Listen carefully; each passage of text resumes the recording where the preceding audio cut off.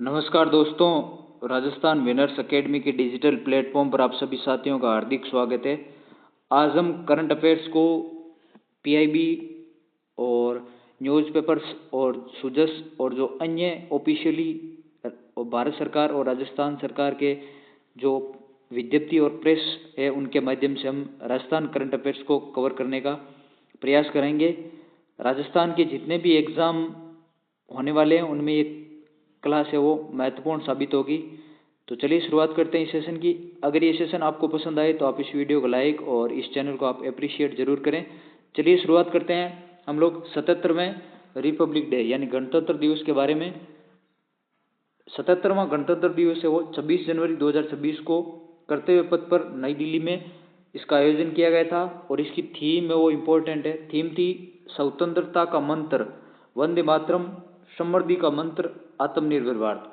तो थीम याद रखनी, एक तो थीम याद रखनी और एक राष्ट्रपति ने तिरंगा फहराया था और जो परेड है उसकी सलामी दी थी। मुख्य अतिथि गणतंत्र दिवस पर मुख्य अतिथि कौन थे? तो यूरोपियन कमीशन की जो अध्यक्ष है उर्सुला वॉन डेर लियन और यूरोपियन काउंसिल के अध्यक्ष एंटोनिया कोस्टा। तो इम्पोर्टेंट है, गणतंत्र दिवस के मुख्य अतिथि उर्सुला और एंटोनिया कोस्टा। परेड में पहली बार सेना ने रणभूमि की व्यू रचना यानी बैटल फॉर्मेट का प्रदर्शन किया। परेड में पहली बार भैरव बटालियन, शक्तिमान रेजिमेंट और दिव्यास्त्र बैटरी परेड भी शामिल हुई थी। रीड में यूरोपियन संघ का एक विशेष दल भी शामिल हुआ जिसमें यूरोपियन संघ की नौसैनिक बल एटलांटा और एस्पडीज के ध्वजभागी भी शामिल हुए।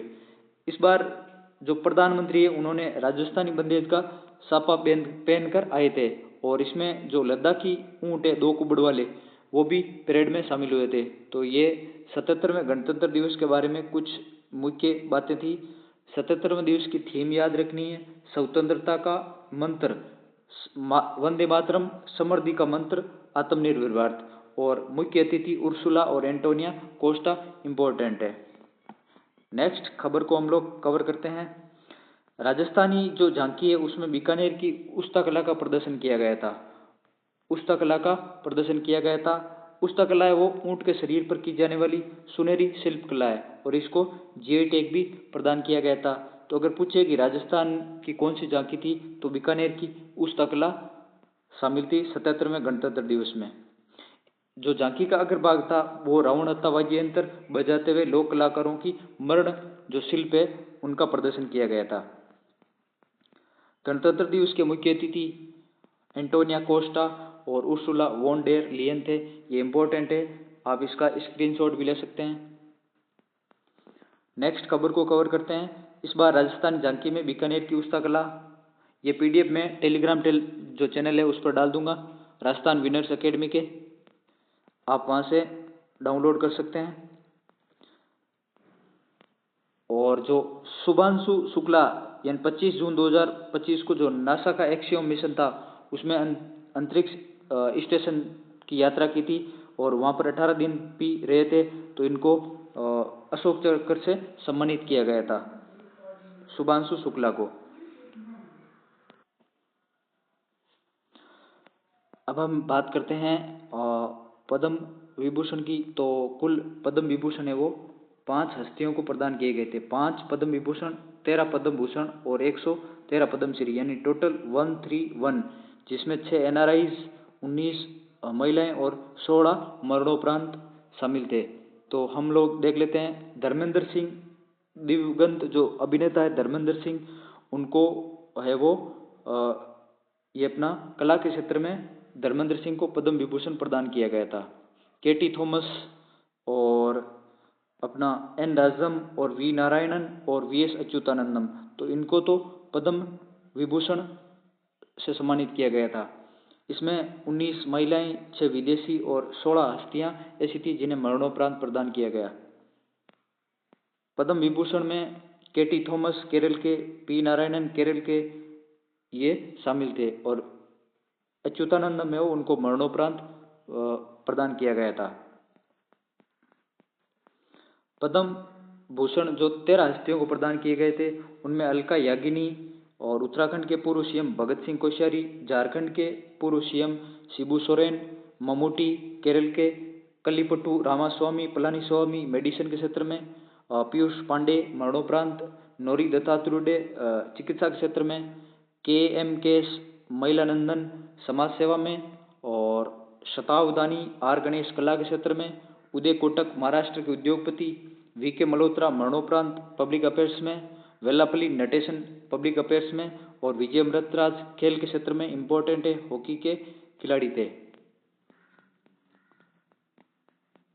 राजस्थान की 3 हस्तियां जिनको पद्मश्री दिया गया था, उसमें गफरुद्दीन मेवाती ये भपंग वादक है, और डी के है भपंग वादक गफरुद्दीन मेवाती, और तगाराम भील अलगोजा वादक है, ये कला के क्षेत्र में जैसलमेर के हैं, और जो ब्रह्मदेव महाराज है समाज सेवा में श्री गंगानगर के, इन्होंने गंगानगर में जो जगदम्बा अंध विद्यालय और धर्मार्थ नेत्र चिकित्सालय है इसके संस्थापक है। 1990 से ये लोगों की सेवा कर रहे हैं। तो राजस्थान की 3 हस्तियां जिन्हें पद्मश्री दिया गया उसमें गफरुद्दीन मेवाती, तगाराम भील और स्वामी ब्रह्मदेव शामिल है। मरु महोत्सव इसका आयोजन है वो 30 जनवरी से 1 फरवरी 2026 तक किया जाएगा, और मरु महोत्सव है वो जैसलमेर में आयोजित किया जाएगा। तो मरु महोत्सव 2026 का आगाज हो चुका है, मतलब होने वाला है मरु महोत्सव का। नेक्स्ट है अपना राष्ट्रीय मतदाता दिवस 2026 लोकतंत्र का उत्सव। ये 16वां संस्करण था। इसके बारे में आप लोग इसको नोट कर लीजिए। इसकी थीम थी मेरा वोट मेरा भारत, माई इंडिया माई वोट, यानी मेरा भारत मेरा वोट इम्पोर्टेंट है थीम। और आयोजन है वो राजस्थान में जयपुर में हुआ था। इसकी अध्यक्षता है वो हरिभाऊ किशन राव बागड़े ने की थी। तो थीम इम्पोर्टेंट है और 16वां संस्करण था। भारत है वो दुनिया का तीसरा सबसे बड़ा स्टार्टअप इकोसिस्टम बन गया है। तो आप ये भी याद रखें, भारत दुनिया का तीसरा सबसे बड़ा इकोसिस्टम बन गया है स्टार्टअप के क्षेत्र में। आमेर में स्थापित होगा देश का पहला महारुद्र शक्तिपीठ। आमेर में स्थापित किया जाएगा देश का पहला महारुद्र शक्तिपीठ। जो बेणेश्वर मेला है वो 28 जनवरी से 1 फरवरी 2026 को डूंगरपुर में आयोजित किया जाएगा। बेणेश्वर जो मेला है। देश का पहला राज्य उत्तराखंड है जहां पर हर नागरिक के लिए एक कानून है, यानी एक अधिकार और एक सम्मान। नागरिक संहिता है वो अनुच्छेद 44 में है, DPSP में।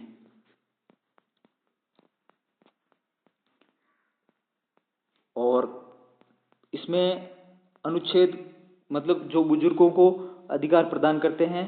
गणतंत्र दिवस के अवसर पर यानी इसी दिन देश के नागरिकों को संविधान अधिकार मिले थे। भारत को ही नहीं, सिर्फ मतलब इसमें है कि अनुच्छेद 41 और 21 बुजुर्गों को सामाजिक सुरक्षा, गरिमा में जीवन जीने का अधिकार प्रदान करता है।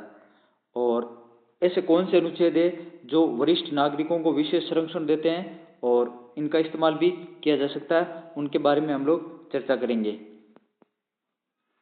तो अनुच्छेद 14 बुजुर्गों को भेदभाव से संरक्षण देता है। बुजुर्गों के साथ मनमाना या असंगत भेदभाव असंवैधानिक माना जाता है। यदि कोई नियम या निर्णय बुजुर्गों के हितों की अनदेखी करता है तो कोर्ट में चुनौती दी जा सकती है। किसी सरकारी प्रक्रिया में भेदभाव की स्थिति में बुजुर्ग विभागीय शिकायत या न्यायिक संरक्षण की मांग भी कर सकते हैं, और इसकी त्वरित सुनवाई की व्यवस्था भी की गई है।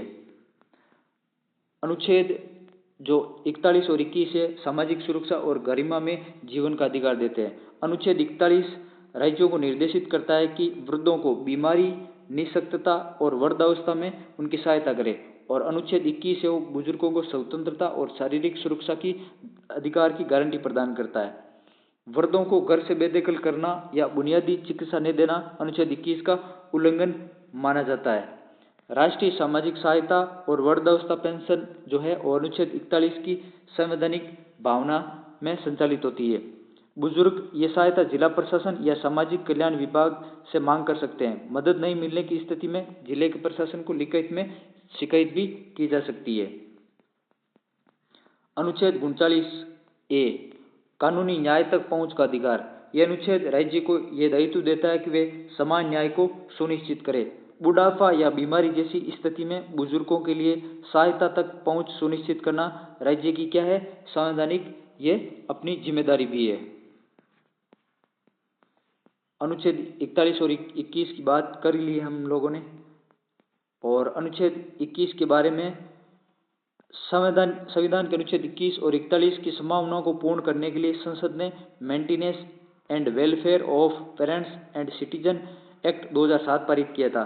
केंद्र और राज्यों की सरकारें इस कानून को पूरी तरह लागू करें तो सीनियर सिटीजन्स का जीवन गरिमा में बन सकता है। इस बारे में लंबित मामले में सुप्रीम कोर्ट को भी आदेश जारी करना चाहिए। Doctor Ashwini Kumar senior advocate और पूर्व कानून मंत्री भी रहते, उनका ये मत है। देश का पहला मोबाइल कॉल कब हुआ था? तो भारत में पहला मोबाइल कॉल 31 जुलाई 1995 को पश्चिम बंगाल के तत्कालीन सीएम थे ज्योति बसु और केंद्रीय संचार मंत्री सुखराम के बीच में हुआ था। तब कॉल की दर है वो 16 रुपये प्रति मिनट थी। आज भारत में डाटा खपत सबसे ज़्यादा है, तो भारत में सबसे पहला कॉल है वो 31 जुलाई 1995 को पश्चिम बंगाल के तत्कालीन सीएम ज्योति बसु और संचार मंत्री सुखराम के बीच में हुआ था। भारत का पहला रेडियो प्रसारण कब हुआ था? तो 1927 में देश में व्यावसायिक रेडियो प्रसारण की शुरुआत हुई। 1927 में रेडियो प्रसारण की शुरुआत हुई थी।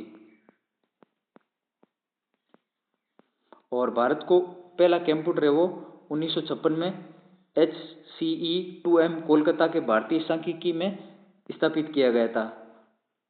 आज भारत का AI और सुपर कंप्यूटिंग मिशन है वो एराउट दुनिया की शक्तिशाली टेक्नोलॉजी में माना जाता है।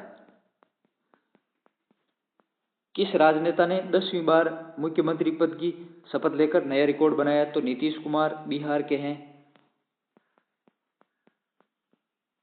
मतदाता सूची का 100% डिजिटीकरण करने वाला भारत का पहला राज्य कौन सा है? तो राजस्थान है, इम्पोर्टेंट है। पंचायती राज मंत्रालय द्वारा मीटिंग सारांश के लिए लॉन्च किए गए AI सक्षम टूल का क्या नाम है? तो सभा सहार है इसका नाम। आंध्र प्रदेश जिले के किस जिले से संबंधित पोडूरी खादी को GI टैग मिला है? तो श्रीकाकुलम को। महिला और शांति और सुरक्षा 2025-26 में सबसे खराब रैंक किसकी है? तो अफगानिस्तान की है। किस राज्य के पारंपरिक वाद्य यंत्रों तुगबुंग और पोमटोम पुलित को GI टैग मिला है? तो ये सिक्किम का है। हाल ही में किस प्रदेश के सर्वज्ञ सिंह कुशवाहा दुनिया के सबसे कम उम्र के फिडे शतरंज के खिलाड़ी भी बने हैं? तो ये मध्य प्रदेश के हैं सर्वज्ञ Singh Kushwaha. Para shooting world cup 2025 कहाँ आयोजित किया गया था, जिसमें अवनी लखरिया ने स्वर्ण पदक जीता था? तो ये दुबई में आयोजित हुआ था और पैरा शूटिंग वर्ल्ड कप, और इसमें अवनी लखरिया ने स्वर्ण पदक भी जीता था। भारत और किस देश के बीच संयुक्त सैन्य अभ्यास अजय वॉरियर 2025 राजस्थान में आयोजित हुआ था? इंपॉर्टेंट है, यूके के बीच। भारत और यूके के बीच अजय वॉरियर युद्धाभ्यास होता है और इसका आयोजन है वो राजस्थान में किया गया था। ये हो ही गया है। आज के लिए इतना ही, मिलते हैं नेक्स्ट वीडियो में। वीडियो कैसा लगा आप कमेंट करके बताएं ताकि हमें भी पता चले और आपकी तैयारी कैसी है। आप अपनी तैयारी को मजबूत करते रहे। मिलते हैं नेक्स्ट वीडियो में।